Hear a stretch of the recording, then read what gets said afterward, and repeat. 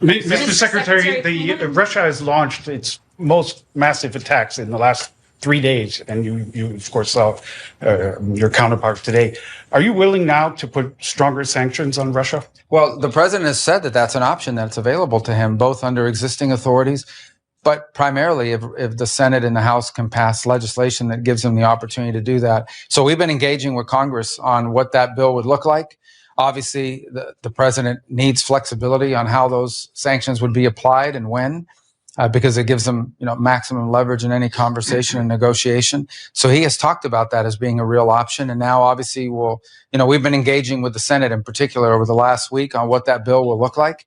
And the leaders of both chambers have said that they're prepared to begin to move forward on that.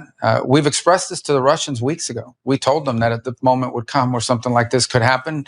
And we'll continue to express it because that's the reality. But has the moment come or not yet? Well, again, that's the president's decision to make. He's frustrated by the fact that more progress has not been made. Mr. Secretary, there were reports earlier this week that you and the president were unaware that the Pentagon had made a decision to at least temporarily halt the arms shipments to Ukraine.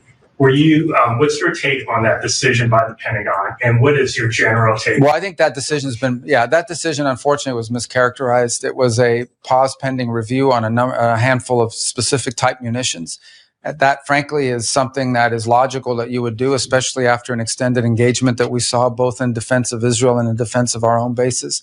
And so it was a very limited review of certain types of munitions to ensure that we had sufficient stockpiles. And it's typical when you do these reviews that there's a short-term pause, because if, in fact, the review comes back that you have a shortage, you can't pull it back once it's been sent. But generally speaking, aid to Ukraine continues along the schedule that Congress appropriated. Which types were paused? Which types of weapons were paused? Largely defensive in nature. Some were offensive. But again, the ones that were expended in recent conflicts in the Middle East. And again, not because there is a shortage, but because it's prudent to look at it and say, okay, do we have enough of these in our stockpiles for all of our obligations around the world, both in defense of our bases in the Middle East, but also our obligations to our Indo-Pacific partners and any other contingencies that might arise. But in the end, I would say that the overwhelming majority of of military aid that the United States provides Ukraine has never been paused and continues along the same schedules that it's been.